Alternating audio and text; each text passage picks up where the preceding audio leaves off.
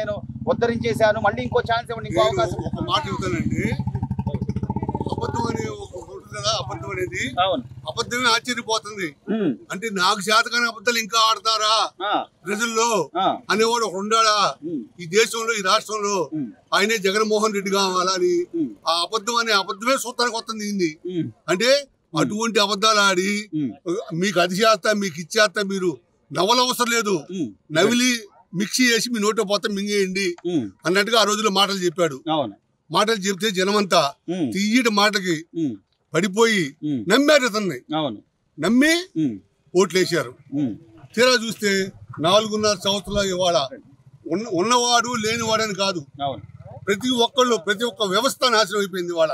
అది ప్రతి ఒక్కళ్ళు గ్రహించారు, ప్రతి ఒక్కళ్ళు గ్రహించారు.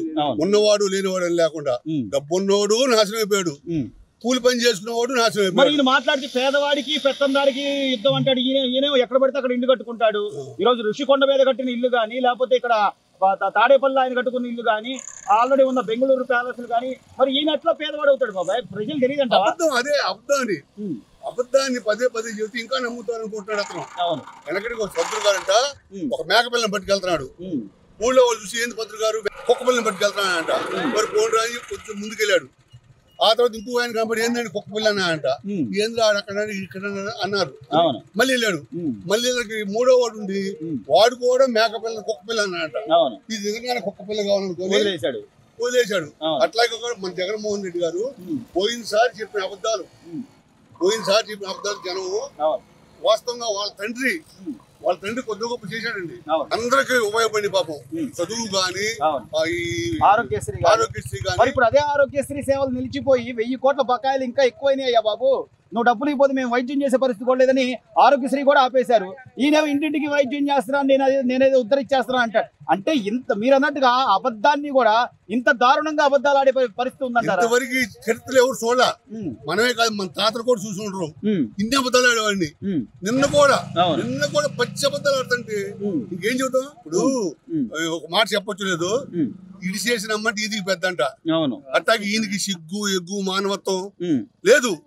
అన్ని వదిలేసి నేను చెప్పిందే వేదం, ఇంకా నమ్ముతారు నన్ను అనే భ్రమలో ఉన్నాడు. సో చివరిగా తెలంగాణ ఎన్నికలప్పుడు చాలా స్పష్టంగా చూసాం, కేసీఆర్ లాంటి వ్యక్తి కూడా మీకు గుంతల రోడ్లు కావాలా, మీకు అసలు డెవలప్మెంట్ లేకుండా ఉండాలా, మీకు అన్ని కూడా సాఫ్ట్వేర్ ఉద్యోగాలన్నీ కూడా వెనక్కిపోవాలా, అలా అయితే మీరు మాకు ఓటేయబాకండి, లేకపోతే మాకు ఓటేయండి అని చెప్పి మాట్లాడాడంటే, అంటే ఆంధ్రప్రదేశ్ను చూపించి ఒక ఎగ్జాంపుల్ చూపించిన జగన్మోహన్ రెడ్డి గారిని చూపించిన తర్వాత కూడా ఇంకా ఆంధ్రప్రదేశ్ ప్రజలు నమ్మే పరిస్థితి ఉందా? అసలు నమ్మే పరిస్థితి లేదు సార్.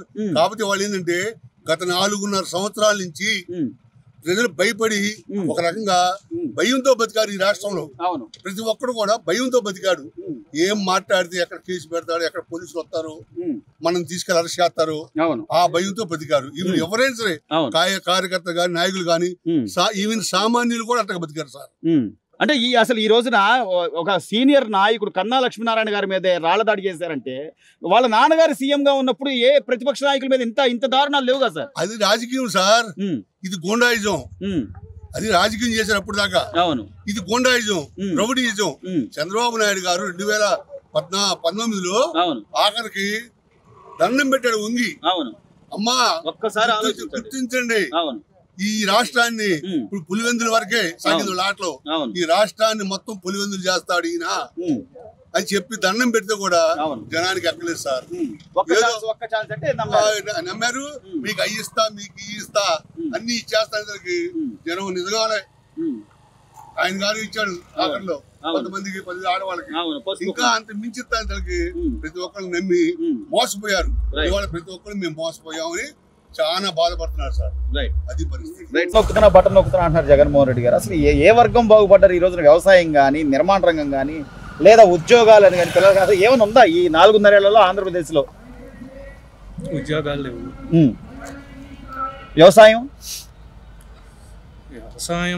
కరువు తగులుతానే ఉంది ఎక్కిన కానీ 10 సంవత్సరాలు. మరి నేను బటన్ నొక్కుతున్నాను, డబ్బులు ఇస్తున్నాను, బటన్ నొక్కుతున్నాను అంటున్నాడు. అది ఒక్కటే జరుగుతుంది. ఎవరి డబ్బులు అవన్నీ కూడా? ఈ రోజు కరెంటు బిల్లులు ఎంత ఉన్నాయి, బస్ ఛార్జీలు ఎంత ఉన్నాయి? మరి ఏమి పెంచను, నేను వస్తే అసలు ఏమి పెంచను, చంద్రబాబు ఉన్నప్పుడు బాధుడు అని అన్నాడు. మరి ఈయన వచ్చిన తర్వాత ఏం జరిగింది? ఏం పెంచాడు, ఇసుక పెరిగింది. తేడా అప్పుడు 2200కి మా ఊరు ఇసుక వచ్చేది తక్కువ, ఇప్పుడు పెరిగింది. దానివల్ల సామాన్యుడు ఇల్లు కట్టుకోగలుగుతున్నాడా? పెట్రోల్ డీజిల్ పెరిగినాయి. మందు అసలు మందే లేకుండా చేస్తానన్నాడు. మందుకు బాగా. మరి ఇన్ని పెంచుకుంటా ఈరోజు చెత్తకు కూడా పన్నేసి రోడ్లు లేవు. అంటే నేను డబ్బులు వేసాను కాబట్టి నాకు ఓట్లు వేస్తారు అంటున్నాడు ఆయన. బటన్ నొక్కా డబ్బులు వేసాను వాళ్ళే వేస్తారులే అంటున్నాడు. చెప్పుకోవాల్సింది అదే, బటన్ నొక్కటమే నిజం. అమ్మఒడి కానీ ఈ కానీ మిగిలిన ప్రతిదీ లోటే. అవి ఎంతమందికి వచ్చినాయి అంటారు? పోనీ ఆ బటన్ నొక్కినాయి అయినా 100 మందికి వచ్చినాయి అంటావా? 100 మందికి రాని, లేదా 90 రాని, 60 రాని, అది ఒక్కటి మాత్రమే నిజం. అవన్నీ అప్పులేగా బాబాయ్. ఇప్పుడు ఈ అప్పులు ఎవరు కట్టాలి?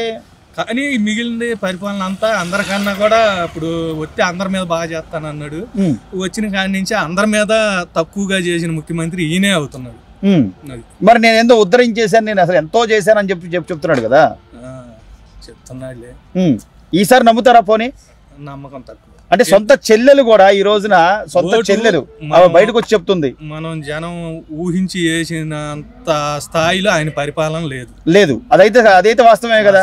మరి 99% చేశాను, నేను 99% చేశాను చెప్పుకుంటున్నాడు కదా. 99 మంది ఆ మాట అనాలి బాగుందని. అవును, అన్న రోజు 99 ఈయన ఒక్కడు చెప్పడం కాదు.